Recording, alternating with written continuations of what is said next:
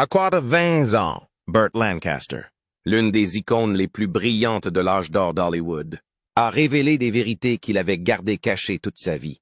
Il a aimé profondément, vécu avec audace et vécu discrètement des histoires d'amour secrètes avec certains des plus célèbres acteurs homosexuels masculins du Hollywood classique. Et croyez-moi, cette histoire est bien plus compliquée qu'il n'y paraît. Dans cet épisode, nous levons le rideau pour découvrir les chapitres inédits de la vie d'une légende, les rôles inoubliables qui l'ont rendu célèbre et les vérités privées qu'Hollywood n'a jamais voulu que vous entendiez. Avant d'entrer dans le vif du sujet, n'oubliez pas d'aimer cette vidéo et de vous abonner pour ne manquer aucune de nos plongées dans le passé caché d'Hollywood. Commençons par l'homme derrière le mythe. Né le 2 novembre 1913 à Harlem, New York, Burton Stephen Lancaster, ou Burt, comme le monde allait le connaître, a grandi dans un quartier ouvrier difficile. Au début du 20e siècle, Harlem était plein d'énergie, mais aussi de difficultés, et l'enfance du jeune Burt a été marquée par la lutte et la force des familles qui se battaient pour survivre. Les parents de Burt travaillaient dur, mais ils n'avaient pas beaucoup d'argent. Malgré cela, ils ont toujours encouragé leurs enfants à poursuivre leurs rêves. Dès son plus jeune âge, Burt a montré qu'il n'était pas un garçon ordinaire.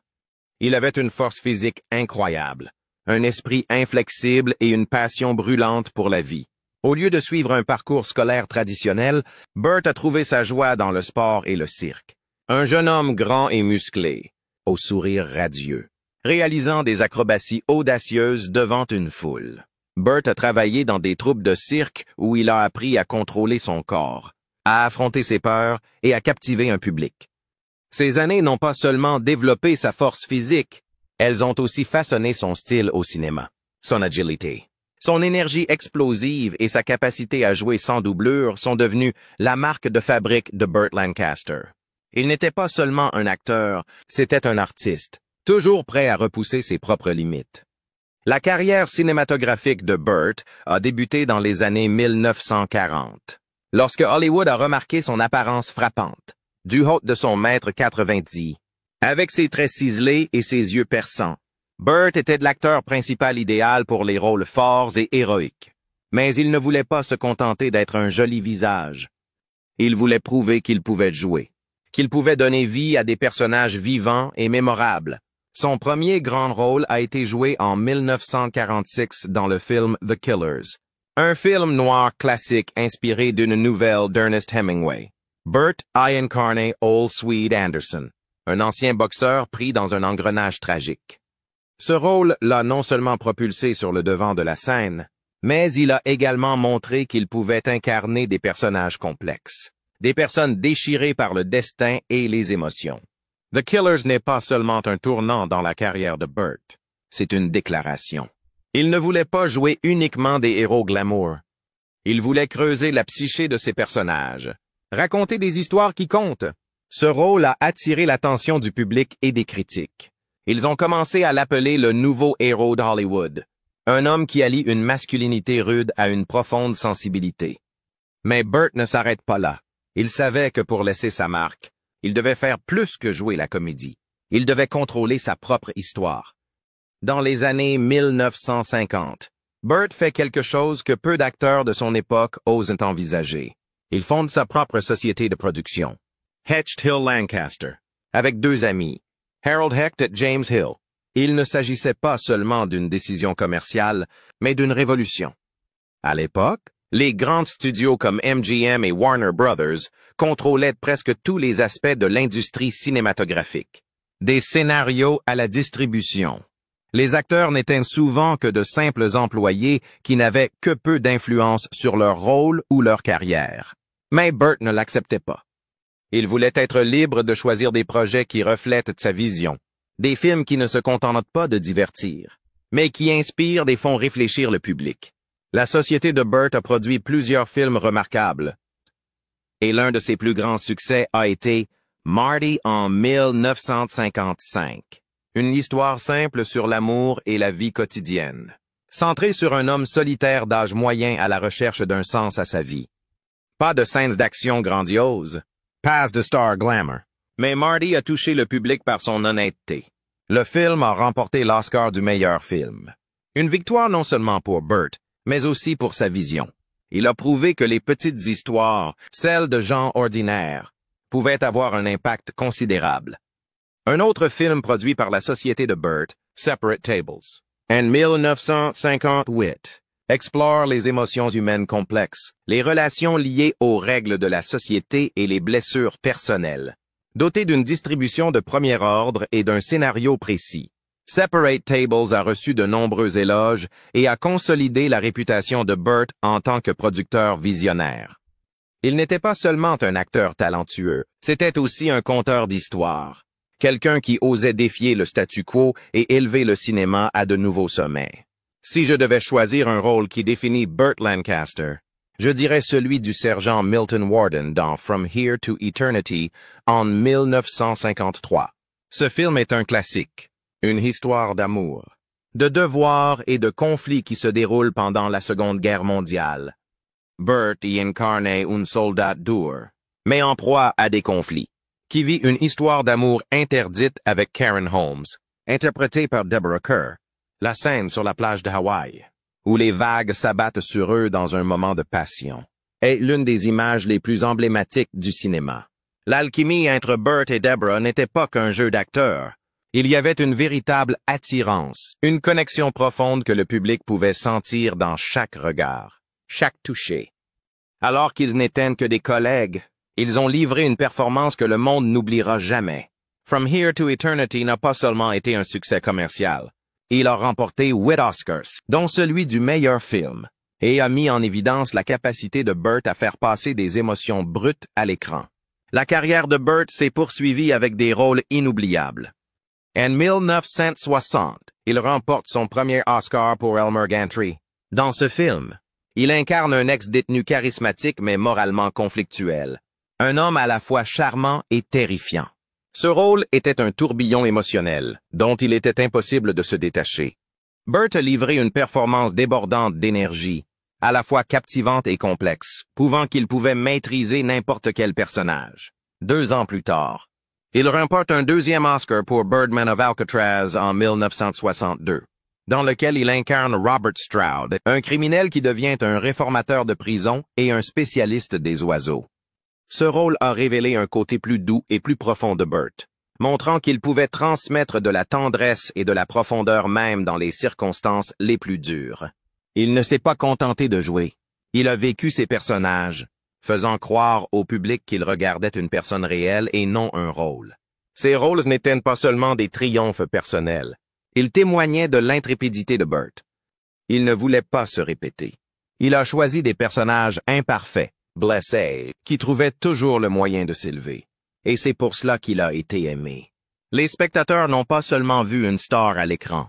Ils ont vu un être humain, quelqu'un qui leur a fait ressentir les complexités de la vie, même à un âge avancé. Alors que Hollywood change, Burt continue de se remettre en question. Il a joué dans The Swimmer en 1968, un film surréaliste et psychologique, et dans Atlantic City en 1980, où il a obtenu une nouvelle nomination aux Oscars dans le rôle d'un joueur vieillissant, mais plein de vie. Ces rôles montrent que Burt n'a jamais cessé de grandir, de chercher de nouvelles histoires à raconter. Mais Burt Lancaster n'était pas seulement un acteur talentueux, c'était aussi un homme au grand cœur et aux principes forts. À une époque où Hollywood se tenait souvent à l'écart de la politique, Burt a pris la parole. Il était un militant actif, soutenant le mouvement des droits civiques et luttant contre l'injustice. Il croyait que l'art pouvait changer le monde et il utilisait sa voix pour soutenir les causes qui lui tenaient à cœur. L'un de ses moments les plus mémorables fut celui où, avec sa seconde épouse, Norma Anderson, il organisa une collecte de fonds pour Martin Luther King Jr., avant la marche historique de 1963 sur Washington. Cet acte montre non seulement le courage de Burt, mais aussi sa volonté de défendre ce qui est juste, même si cela suscite la controverse. Il a également défendu les droits des artistes et des syndicats, luttant toujours pour l'équité dans l'industrie cinématographique. Parlons de la vie privée de Burt, car elle était aussi complexe et fascinante que sa carrière. Burt s'est marié 3 fois et a eu 5 enfants. Il s'est d'abord marié avec June Ernst, une trapéziste talentueuse. Ils se sont rencontrés dans le monde du cirque, où ils partageaient une passion pour l'acrobatie et le spectacle. June n'était pas une femme ordinaire.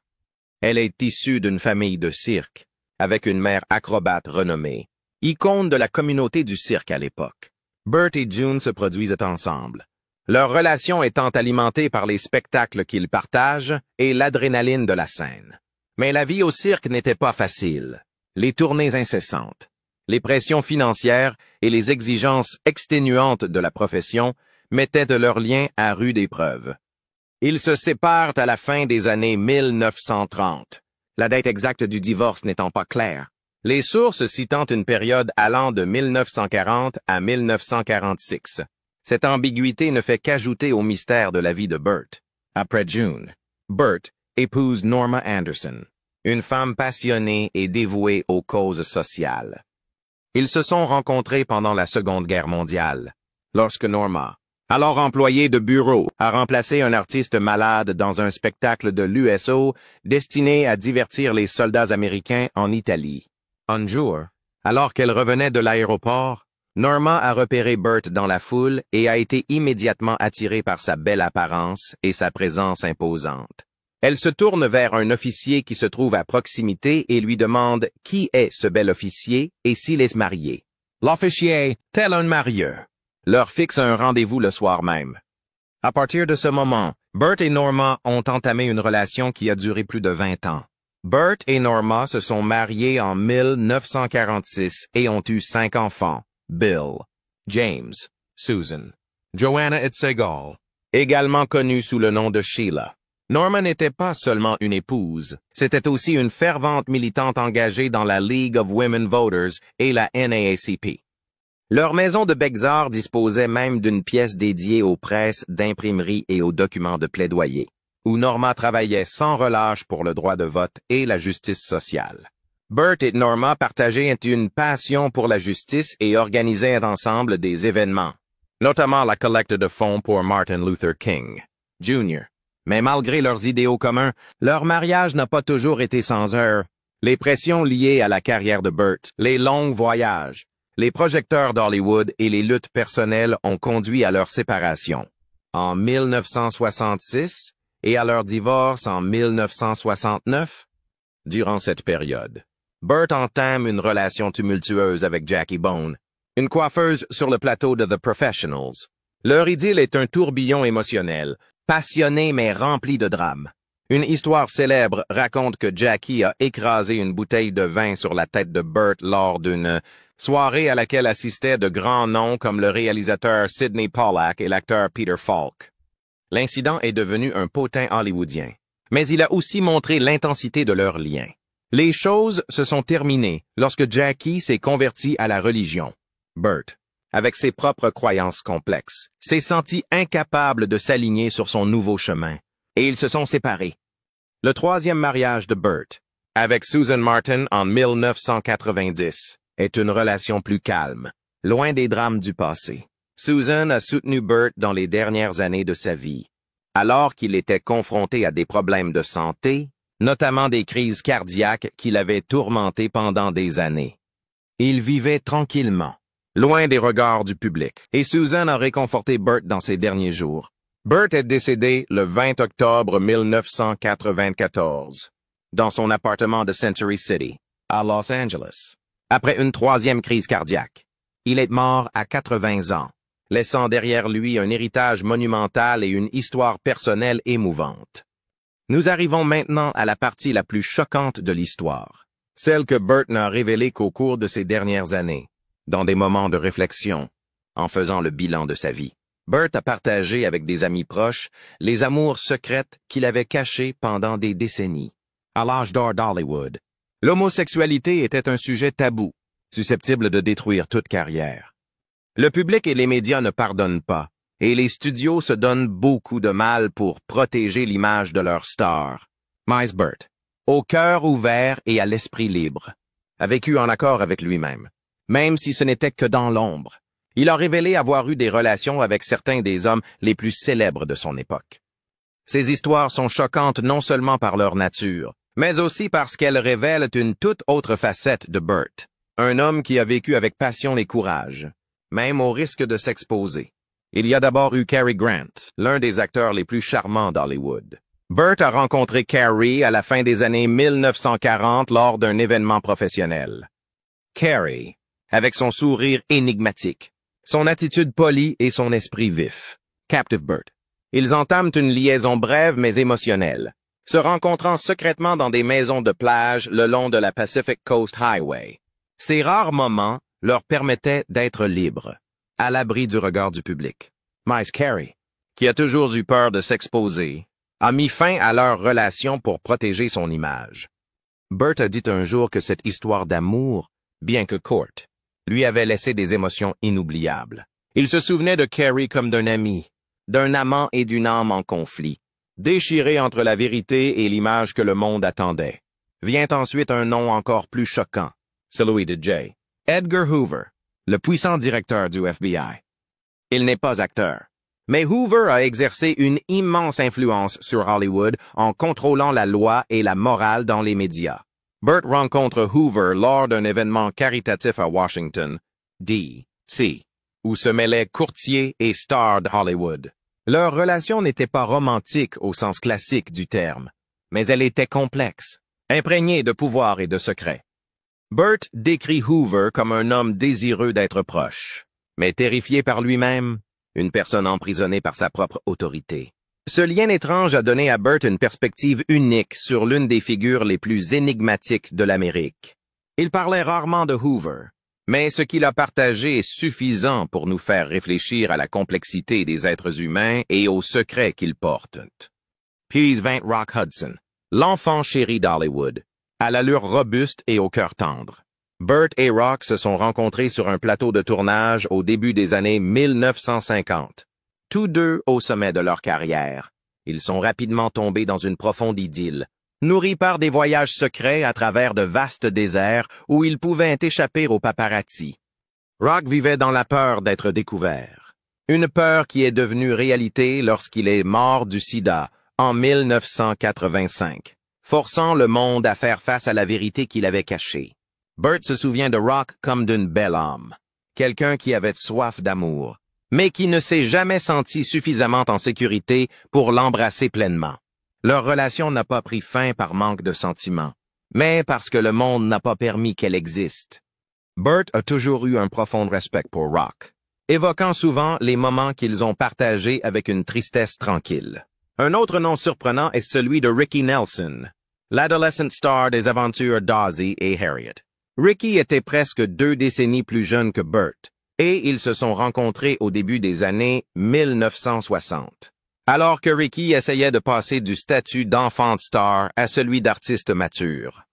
Leur relation a été brève, mais significative, en particulier pour Ricky, qui voyait en Burt un mentor et un protecteur. Avec sa sensibilité, Burt a doucement mis fin à leur relation, estimant que Ricky avait besoin de temps pour se retrouver, tant dans sa carrière que dans sa vie personnelle. Il se souvenait tendrement de Ricky, l'appelant un garçon qui chantait comme une brise et embrassait avec le désir de quelqu'un qui n'a jamais eu le droit de vouloir, même si c'était éphémère. Ce lien a laissé une marque durable sur Burt, un rappel de la fragilité de la jeunesse. Enfin, et c'est peut-être le plus complexe, il y avait Marlon Brando. Marlon était tout ce que Burt n'était pas, impulsif, excentrique, rebelle. Ils se sont rencontrés lors d'un événement hollywoodien à la fin des années 1950. Tous deux étant de grandes stars au style totalement différent. Leur connexion était comme une tempête, intense et irrésistible. Marlon, avec son intelligence aiguisée, ses débats passionnés et son charisme indéniable, a entraîné Burt dans une romance à la fois ardente et chaotique. Burt a dit un jour que Marlon était la seule personne capable de le subjuguer d'un seul regard. Leur relation a duré quelques années, avec des moments d'extase mêlés à de violents affrontements. Le secret, combiné à leur forte personnalité, a fini par les séparer. Mais Burt a toujours eu un profond respect pour Marlon, qui le mettait au défi comme personne d'autre ne pouvait le faire. Ses romances cachées brossent un portrait complètement différent de Burt Lancaster.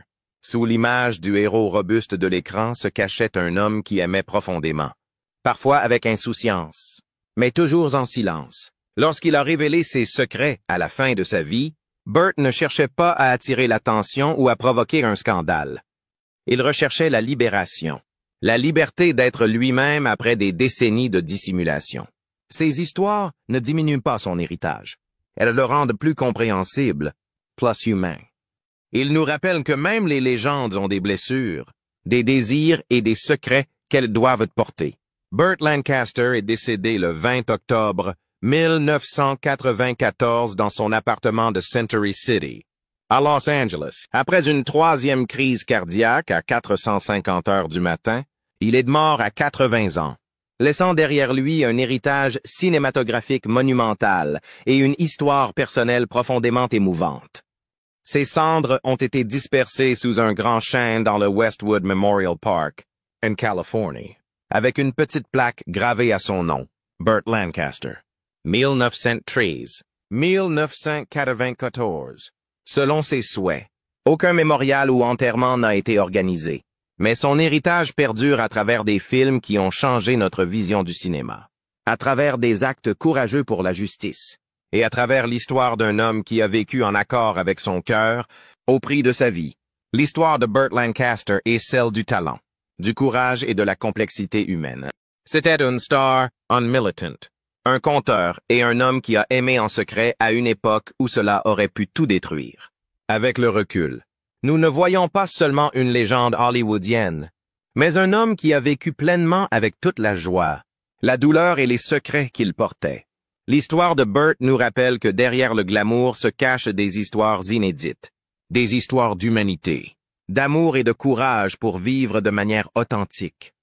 Je vous remercie de m'avoir accompagné tout au long de ce long voyage. J'espère que l'histoire de Burt Lancaster vous a apporté des émotions, des réflexions et un peu d'émerveillement sur les secrets du vieil Hollywood. Partagez vos réflexions dans les commentaires. Que pensez-vous des révélations de Burt? Avez-vous un de ses films préférés? Et n'oubliez pas de vous abonner à la chaîne. Appuyez sur la cloche de notification pour ne pas manquer nos prochaines vidéos, où nous continuerons à découvrir les histoires cachées de grandes stars. Rendez-vous dans la prochaine vidéo. Je vous souhaite une excellente journée.